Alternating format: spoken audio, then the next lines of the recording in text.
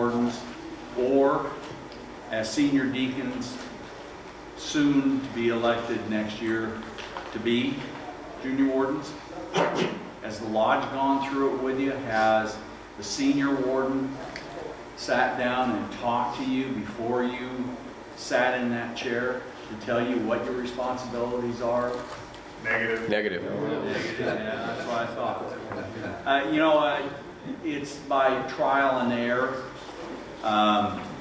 When I first joined the lodge and I proved up on my Master Mason degree, they grabbed me, took me over and sat me in the junior deacon chair. And I said, I don't know what to do. Just listen to the Master, he'll tell you.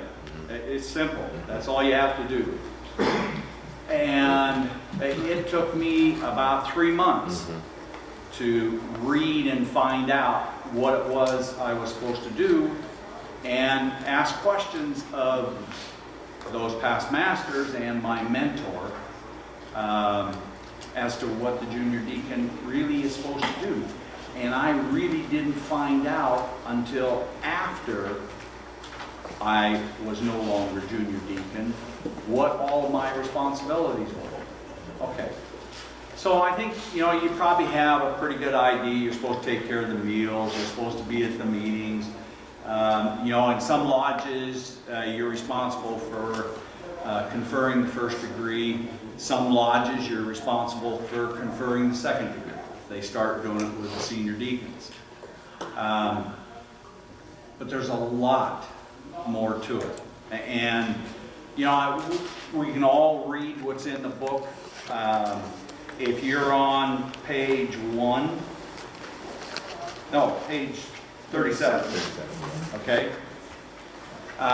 You'll see what I put together as a presentation, but also in the back of the book, 186, I guess. is it 186? I bookmarked it. But there, yep, 185. You'll see, well, it is 186. You'll see what the responsibilities are. Some of them are just a continuation of what we're going to talk about today. Aha, we have light. More light than masonry. That's right. We're getting there. So, you're on, Michael. Hi. Good morning, brethren. Good morning. I'm Michael Holland from North Hill Lodge number 210 in Spokane, and a member of the Technology Committee, Subcommittee on Video Production. And what we would like to do is to try something new this time, and we're going to videotape every section. So we've got 6 cameras running right now in each of these sections, so that we can put this up for you on the secured portion of the Washington website. And so down the road you'll So you have can access recap to on this. other ones. You can Yeah, recap it, right. that's right, and that kind of thing. And then what we'll do is also review those kind of things and improve as we go. One of the things that we're looking for is to add to our video production staff. We'd like to have about 24 people from around the state in all of the lodges, at least. And we'd like to have people that are just interested in being a part of the team. What do we do? Well, videotaping things like this at these kind of sessions. Grand Lodge would be another example of what we would do, and things that are special that are going on in your lodges. Dedications of new buildings or civic buildings or anything like that. So we'd like to have a remote crew that can go out and do these things. We're looking for about 9 people to run a control room. We're looking for a director, a technical director, audio technician, graphics. We're looking for a producer, assistant producer. We're looking for camera operators, floor directors. We're looking for lighting technicians, and they don't have to be an expert in any of that. All they have to have is an interest. We will train them very specifically in those jobs. And it's a fun thing. It's really a lot of fun. It's not for everybody, but you may have somebody in mind right now that you know of in your lodge that would kind of fit into that. And that's the kind of people we like to have. It's a win-win situation for everybody because they get more immersed in masonry every time they do something like this. And hopefully internal video, external video down the road, as we get really good at it, will be a manifestation of all of that kind of stuff. You can get in touch with any of your presenters today, let them know that you might have somebody that's interested, or Ray Zimmerman, who's running around here, me, Michael Holland, who's running around. And there's also a place on the Grand Lodge website where you can get involved in that kind of thing. Thank you. Thank you, Michael. Michael, I have a question. Yes. What about lodges that are more or less on the poor side that don't have the money for technology and everything to follow on? They don't need any money. Kind of thing? You don't need money. No, we'll take care of it. That's where I'm You bet. That was a commitment that was put in place, about a year and a half ago. That we wanted to finally, once and for all, change the Grand Lodge website. And how are we going to do it to help everybody? And that's why we have a members-only section now on the website. Now, I know there's still problems with the website. There's still issues that we're dealing with. But the important thing is we want you to be able to go into the Grand Lodge website, get into the members-only section, and be able to see these videos, be able to see information that only Masons should be looking at, and not the general public. Because that's what we were stuck with the old website. Everybody got to see what was up. So we want to encourage people that are curious to ask questions, but we also want to be able to teach for all of our membership, and that includes all of us. So that's what we're trying to do. And it's slow, as we all know Masonry is, but it is coming together. Excuse me, how do you get a password? I think I've sent like at least 1 or 2 emails and I haven't heard word back on either of them. It's been some time. What they did is initially getting into the system, you put your email address in, and then you put your member number for the password. Okay. Okay, username, email address, password, your membership number. Okay. That's on your use card, right? Yeah, Okay. and that'll get you in the first time, and from there are steps you can do to create your own password. Okay. Okay? And it's still evolving. I got into it the very first time, and then I couldn't get into it forever. And I finally found out that even though my email is all in small letters, they capitalized some of them. Case sensitive, okay. Yeah, and so my email is Munks Farms, all one word, @gmail.com. And it's all small letters. So what they do, they capitalize Munks and they capitalize Farms. Who's that? The program. So it needed to be capitalized, or No. it shouldn't have been? Shouldn't have been, It shouldn't be case sensitive, but it is. but it is. Yeah. And it still is? Yeah, and I can't get in unless I capitalize the M and the F. So it's running on Linux servers. So, okay, so. I gotta capitalize that. We're not gonna dwell on that. Don, on that particular note, I know some of the other Grand Lodge members, elected and officials, I noticed that Sam Roberts is capitalized, and yet when you gave me his real address, it was not. So does that, when you send him an email from what you see on the website, will that actually get to him because it's now capitalized? If I'm sending an email, it doesn't matter. Either way, if I capitalize it or if I don't, he still gets it. It's only on the Grand Lodge website and the members only section for what Grand Lodge, for whatever reason, has you listed as your official email address. Yeah, So play with it, is what you're saying. play with it. But don't be caught being a hacker. Yeah. Okay. So, you know, as a junior warden, I went from junior deacon to junior warden.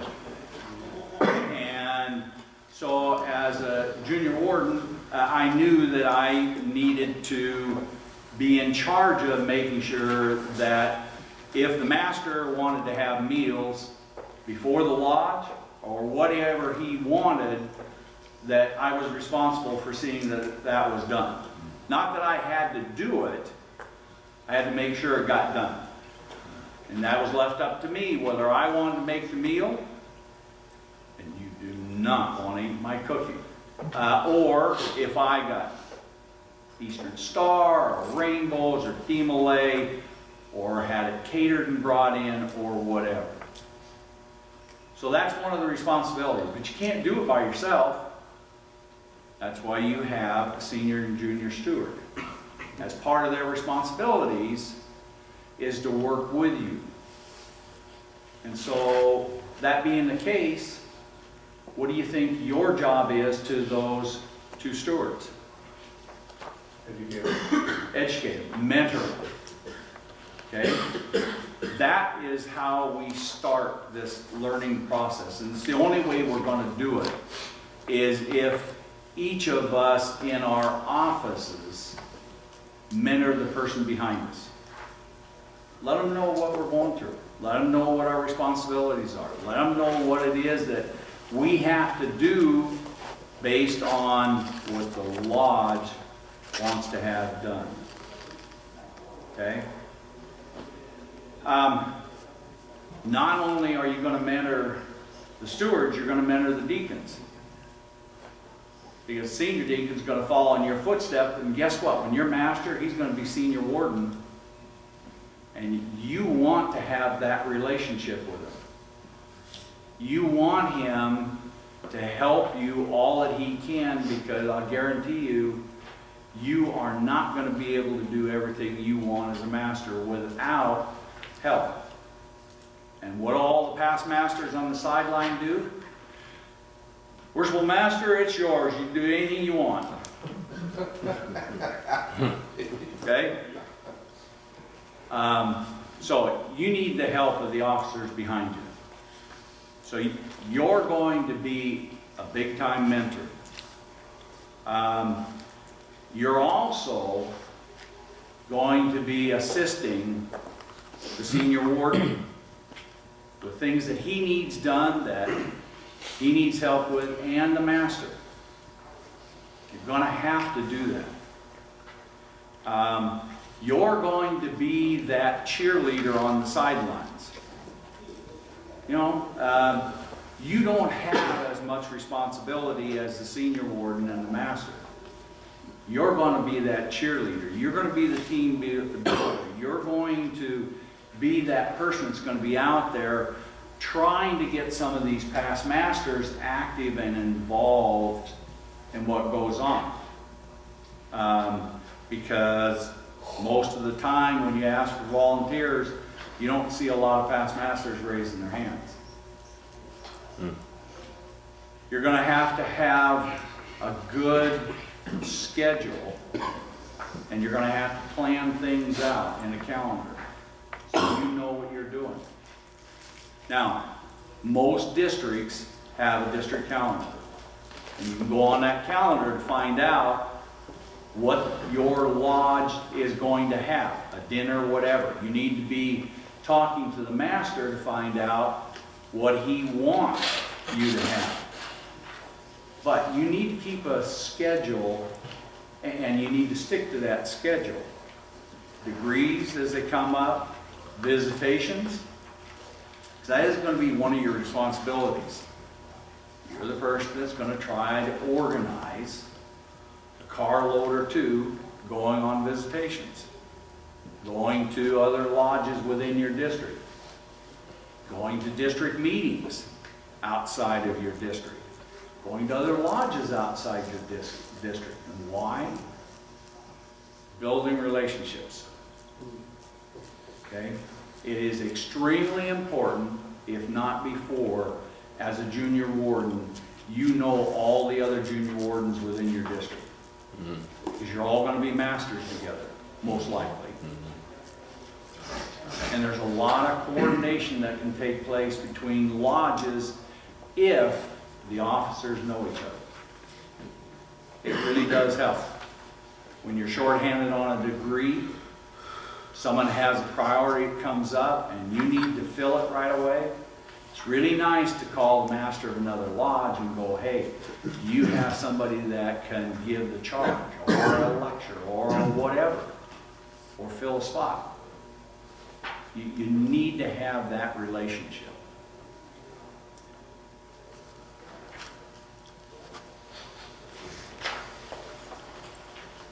Okay. How many of you have lodge officer associations within your district? Not as many as I thought. In the district that I'm from, District 9, we have a Lodge Officers Association. And we encourage everybody to come to that, whether you're an officer or not. We especially encourage past masters to come to it, because we can glean a lot of mentorship off of them on the experiences they've gone through. But in that Lodge Officers Association, we spend a lot of time, and Terry, Brian, everybody, Mike that's here from that district can talk to you about what we do as far as educational programs. We go upstairs in the lodge, we walk through all of the various offices, we walk through the degrees, we do ritual work, we talk about job responsibilities, not as much as what we should, but we talk about job responsibilities. We talk about etiquette, especially you senior deacons. How do you introduce those guests that are coming to your lodge? How do you introduce the Grand Master from British Columbia? Or Prince Hall. That's even harder. Very carefully. Yeah. So knowing how to do it and do it properly is extremely important. And so you can really help the senior deacon by which arm do you escort them and why. Why is it important to be on that brother's left side when you take him up west of the altar?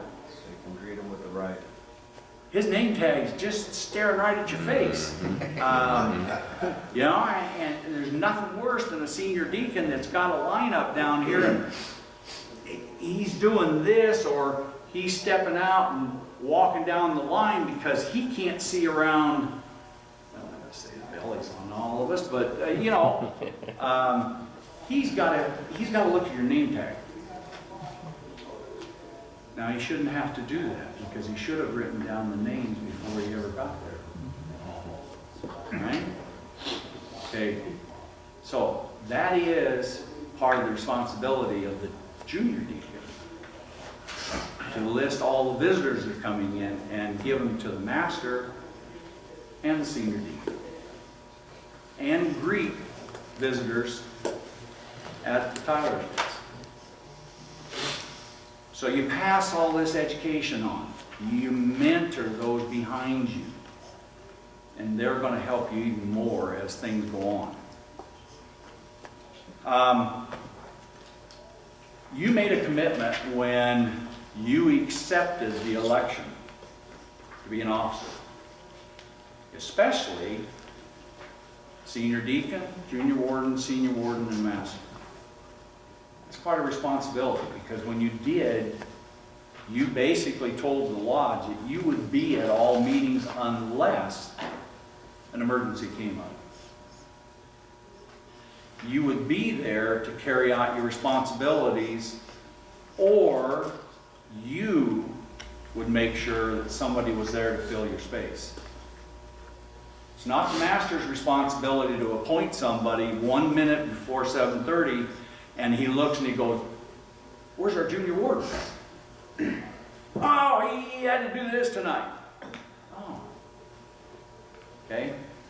So it's your responsibility to do it. But we need to talk to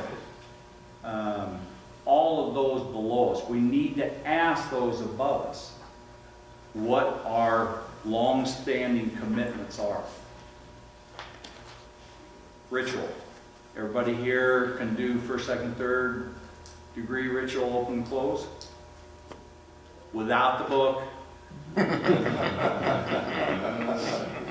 There is nothing worse than having a book open, because we talk faster than you can read. Unless you've taken some course and you're this master speed reader, I guarantee you, you will not read as fast as the officers give their parts in the ritual. It's important that you learn all 3 degrees, open and close, as a junior warden, whether you be called on because somebody is absent, or when you do then move up, that you know the ritual. And I know some people have a hard time learning. And so, you know what? The more that you learn as a junior warden, the less you have to learn as a senior warden and a master. And it gets easier. The more times you say it over and over. My wife knows the ritual better than I do. I guarantee you, there are no secrets. Driving down the road, going someplace, you know, all of a sudden you're just reciting the ritual, and pretty quick after a while she starts correcting you on something. So, you are the lodge toastmaster. Does everybody know the sequence? Okay.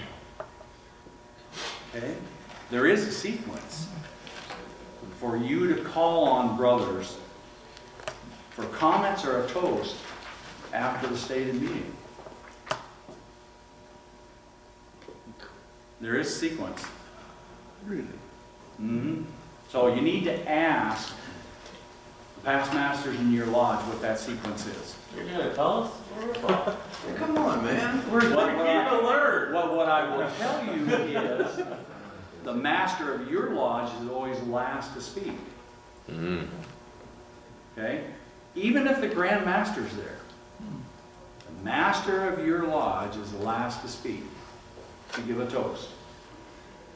The first is visitors that you may call on. It doesn't mean that if you've got 60 brothers sitting downstairs that you start with, okay, number 1, number 2, number 3, number 4, and go through them. You can pick a visitor, and you can work through officers in your lodge, Grand Lodge, visitation that's come. But you always wind up finishing with your master. He has the last word. Okay? So ask in your lodge, because everybody does it just a little bit different. Am I correct that masters of the other lodges are second to last before your master? If the Grand Master's there, I always made him second to the last. Okay? But yeah, masters of the lodges always are given an opportunity if you want to call on them. You don't have to. But if you want to call on them, you can. It depends on how much time you have. I mean, you can spend forever downstairs and the brothers are walking out the door before you ever get done. And that we don't want. We want everybody to visit, talk, share ideas, so on and so forth. So it's up to you, and the master's going to tell you that. It's up to you who you call on. There's nothing that says that when you go downstairs you can't just ask the master for his comment. and be done. But as junior wardens, we initiate and control that process of the toast. You do. Okay. I get to sit through one, so I haven't experienced it. Okay, so, you get done with your stated meeting, you come downstairs, your stewards have been dismissed and they have either some nice healthy food out there, which all the brethren are gonna hate, or you're gonna have libations or coffee or desserts or whatever. And as soon as everybody gets downstairs, before they have a chance to start mingling and walking to the door, you're going to get their attention, either with a rap or a bell. Our lodge always used a bell. You ring the bell, everybody knows, come to attention, okay? And then you start.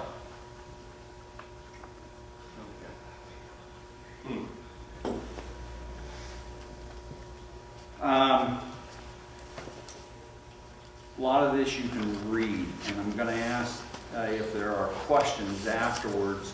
I'd rather answer questions from you than take up all the time reading what I put down here. I have one. Sure. Our lodge is out there. And from some of the visitors we have, it's more than an hour's drive to get to a lodge, another lodge in the district. And usually after the meeting's over with, stand out at the door because they're in a mad rush to go out. They have another hour's worth of drive to get home, and they have to get up the next morning. We don't even plan on an event after the meal other than a very light refreshment you can grab on the way out the door. No problem.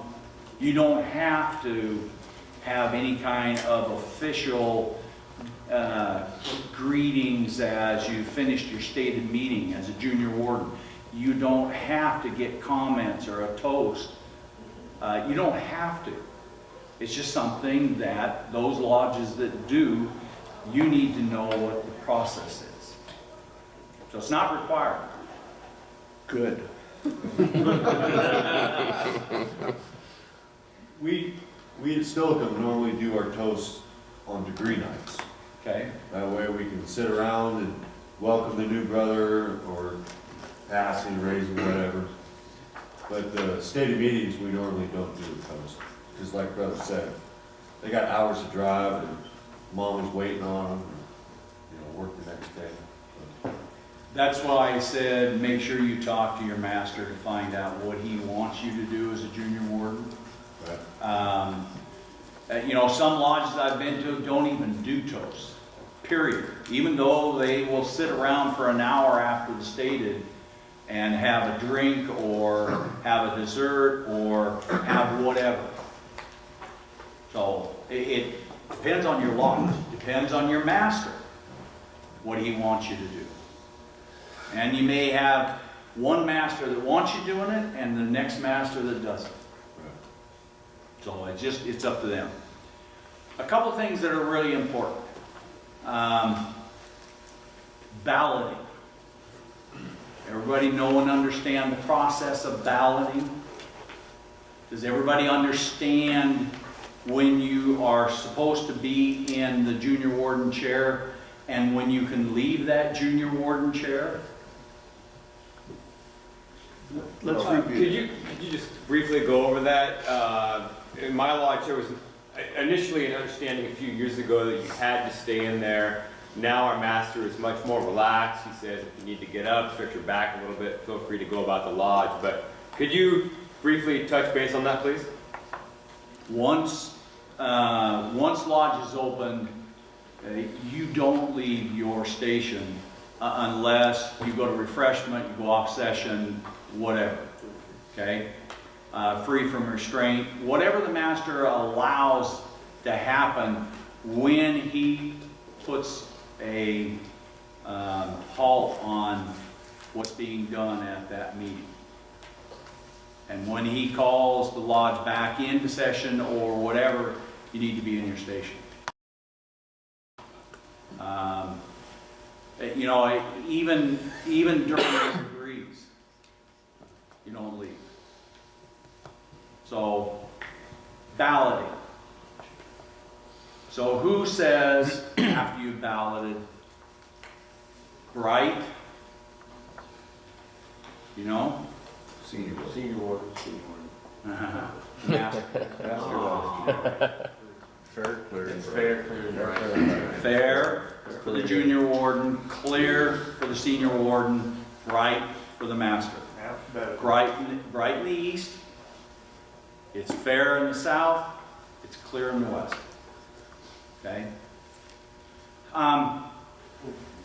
What are the, if they're not, what are the opposites? What you're going to state is that it is not fair in the south. Oh, okay, there was some discussion, like, someone thought it was like cloudy, or, you know what I mean? We've always tried to keep it very simple. It's fair, clear, and bright, and in our lodge. And if it's not, it's not. That makes more sense. Yeah, and now you don't have to be learning terminology, because you're meeting once a month. Plenty of terminology to learn already, but so it would be not fair in the south, It's not. not technically ritual. Huh? It's not technically ritual, then there's not a. No. If I remember right, if you look in your lodge officer's handbook, it spells out in balloting all of the process. It says either fair or cloudy for the junior warden. And we've always just used fair. It's up to your lodge again.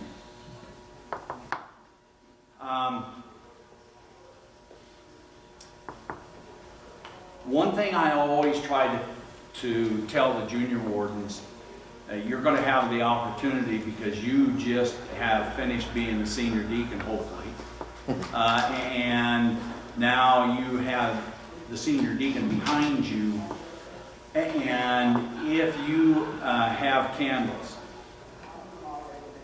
how do you light the candles? At the beginning? East, west, south. East, west, south. East, west, south. How do you distinguish them? Great. Got it. It's, you know, you see it done in every No, different fundamentals are configuration really that there important. is. Fundamentals are really Well, the one that drives me crazy is when the lights are in the east, west, and north. That's a little hard. Okay.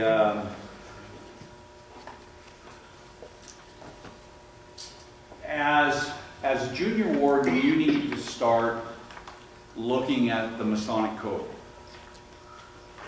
You need to start familiarizing yourself with the code. Because when you're master, you need to have kind of a little basic understanding of the most obvious of code. So that you know how to act when something happens at the lodge. So that you're not flipping the code book open to read every little thing that comes up within lodge. And the only way that you're going to start getting familiar with it is if you start at least as a junior warden. Start familiarizing yourself with those things that you kind of remember that have taken place in lodge, and somebody went, wait a minute, I don't think that's quite right. Okay?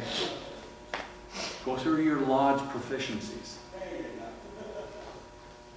Okay, next year, as senior warden, I know that every one of you are going to enter the senior warden competition, right? Okay. There is. We just had that. Every district has it. Your deputy is supposed to set it up. If he doesn't ask him about it, there is a district competition for the senior wardens.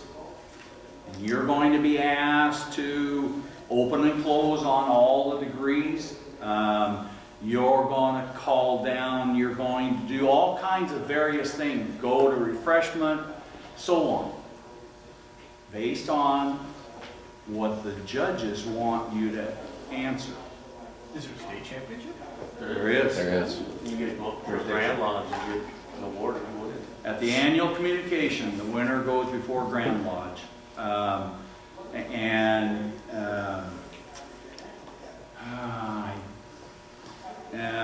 Better not say. I thought there was, he gets a dinner or something along with it. But you have your district competition, you have your regional competition, you have your jurisdiction. He gets invited to the Grand Masters Banquet, that was it. Our master Those are won it things last I'm year, supposed to so. Huh? Our merciful master this year won it last year, so. I remember. So do it. I mean, even if you totally flub it up, do it. Because it gets you practicing. Assist your senior warden this year. Well, his competitions are all done. Junior wardens can enter as well, they just don't get a, Right. it's basically practice with them. They don't Right. they'll get a score and all that, but they won't actually count. Yeah. Only the senior warden count, and not past masters. Past masters aren't eligible. Used to be that past masters lost 5 points. Oh, is that right? Yeah, That's what they used to do. this is the first year they're not allowing past masters. I thought they did. My God, I didn't allow it when I was deputy. I know, it's horrible. Excluding your brother. I did. That's profiling. Past masters. Okay, so we talked about, okay, so we talked about a lot of the rest of this stuff. You can read it, go to your lodge officer's handbook and so on. Questions? Who has questions? Yes, sir. Bob Glenn from Tenino 86. Occasionally, we have a brother that gets a little overzealous with the libations. Aside of being a rude, straightforward person, what is a kinder, gentler way to correct that? Besides the taking. You know, you have vivations in your lodge because your master allows it to be there. And I've always told the junior wardens that they are to oversee how much people get, but not to be the person in control to try to discipline someone if you feel that they've had too much to drink. Talk to your master and just say, Brother so-and-so has had a little bit too much to drink, and I have told him that he's not going to be served again, but if he's still creating a problem or getting obnoxious or whatever, it is the duty of the master to straighten that out, discipline, whatever. Awesome. Any other questions? Should the master decide to eject him from the lodge, whose duty is it to perform the ejection? Marshal. We've always, if the deputy is there, we've always had a meeting when an objection's been raised about a brother being in lodge, and taken the marshal, taken the deputy, and the master, and the brother being objected to, and go explain. I was specifically coming off of the previous question. The brother that's been overserved and is disruptive in lodge. Oh, it's up to the master. I think you need to be careful about sending somebody like that off too soon, because what if they have a vehicular issue? Well, Right. it might strike me were I the master that I might ask one of the stewards to accompany him to a place of waiting till after the meeting before we can talk. That's pretty tough. I mean, you know, your stated is done. You're downstairs. People are leaving. Well, I'm thinking of in the meeting itself. Oh, in the meeting So that itself. he has to stay till the end of the meeting. The vehicular question. If he has had too much to drink before he came to the meeting. Yes. I have been in that situation. It happened. Not the drinkers, I've been in a meeting with a brother who had been overserved prior to the meeting. As a master, I had to do it once. And all I did is call on that brother and asked him not to be disruptive in the meeting. Please, honor those other brothers that are here that really want to discuss the issues we're talking about. And please keep your voice quiet on the sidelines. Usually, if they get loud and talking to the others around them. But it is up to the master. Any other questions? Do you do that right during the meeting? I mean, do you do it? I did it right during the meeting. And I've done it with field devices. Brother sitting on the sideline and he just a plunking away and so on. Now, what do you do if your district deputy is sitting there holding along? As the master, you are the master of that lodge. He isn't. You have the right to discipline anybody in that lodge.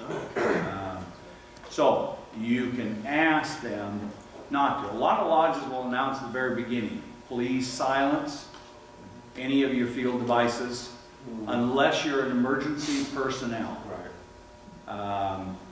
And I mean, I've been in a lodge that was made up entirely of law enforcement. All those guys. I mean, half of them come in uniform because they're on duty, or they're going to be going to duty and don't have time, and they're coming and going. Something goes off, page or whatever, boom, they just jump up, they're gone. They carry their pieces into the meeting? Into the lodge room.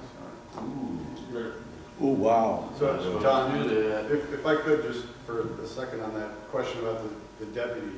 Yeah. In our lodge a couple of years ago, we had a Grand Master that was doing that, and the master told him, didn't disrupt the whole lodge and let everybody know, but just kind of politely let him know, knock it off. It's my lodge. And he leaned over and said, put that fucking thing away. Pretty much. So, when you get to be master, it's your lodge. It doesn't matter who's visiting. If they're disrupting your meeting in your lodge, take care of it. And they should know that when they get to that position. Don, you got to train them a little harder, but they should, by the time they get to that position, they should know better than that. And then if you just remind them, they're going to respect that. Okay, yeah, you're right. I apologize. Take control. The only time I don't have an issue with it when I was master is if people got up and were talking about when something special happened in their lodge, a date. And you'd see people get out their field device, their iPhones, whatever, and go to their calendar and put it on the calendar and then stick it away. Okay, I don't have a problem with that. But if we're not talking about specific times or dates about different things, and I know aren't going to be in their calendar, then I don't want them playing on that device. It's distracting to everybody else, and they should be paying attention to what goes on in the lodge. I heard something very interesting, I think, just a couple minutes ago. You said law enforcement was carrying their weapons in the lodge room. I find that very interesting because we're not supposed to bring anything offensive or defensive into the lodge room. I understand that. My experience in California, law enforcement degree team, every one of them was in uniform. Every one of them had their weapons in their trunks in case they were called. They did not bring them into the lodge room. And you are right, and we do not have an official policy in this jurisdiction. Really? That covers it. An official. Oh. Asking a cop to leave his gun in his trunk is just like asking somebody with a pacemaker to leave his pacemaker at home. It's just... Some of the lodges in South Seattle that were predominantly law enforcement, before my time, it was the Tyler's duty to collect the weapons And he knew each one of the law enforcement officers so well. He knew who had the Smith & Wesson, who had the Colt, et cetera, et cetera. And he was in charge of them, kept them safely at the Tyler station. I seem to be under the impression that it should be at the master's discretion, who can use a cell phone for what purpose, who brings their firearm inside. Shouldn't it be up to the master, bottom line? We have always left it up to the master in this jurisdiction, because it is his lodge. It's his will and pleasure. To do at his will and pleasure. Kettle Falls, Warden Olson, one of our lodge members is an active police officer, and when his shifts are coinciding with lodge meeting, he wears a full uniform. He's got a flak jacket on, he's got a weapon. Nobody has a problem with it.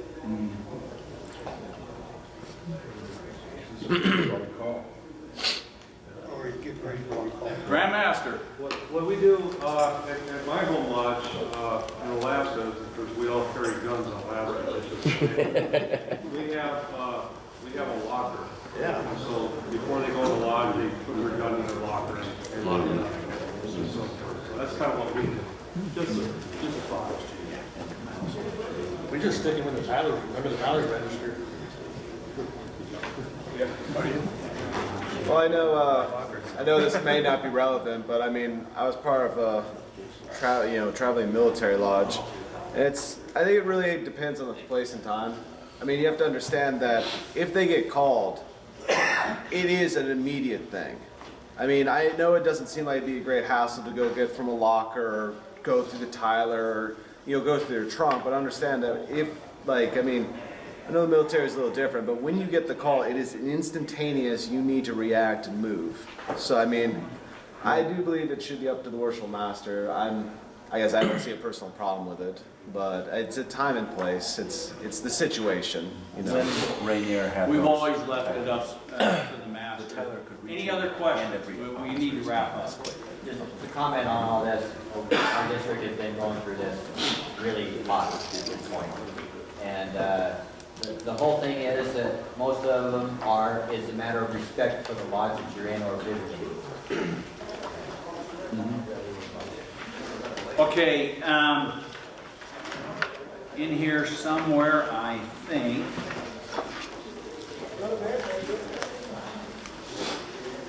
I've got, at the end, I've got my email address, got a cell phone. All spam too. Yeah, there you go. If you've got questions, please email them to me. I'll try to answer them as quickly as I can. Sometimes it gets a little bit tough, but I'll get to them as fast as I can. Is the Masonic code book available here? Is the Masonic code book Yes. available here? It's online through the Grand Lodge website. We had a policy in our lodge that we always had three copies, four copies. One for the master, one for the secretary, one for the senior and junior wardens. So we always had them, and when you were elected to that position, it was passed down from the person before you. So you took it home, you read it, you got the updates, you put them in. Thank you very much for coming.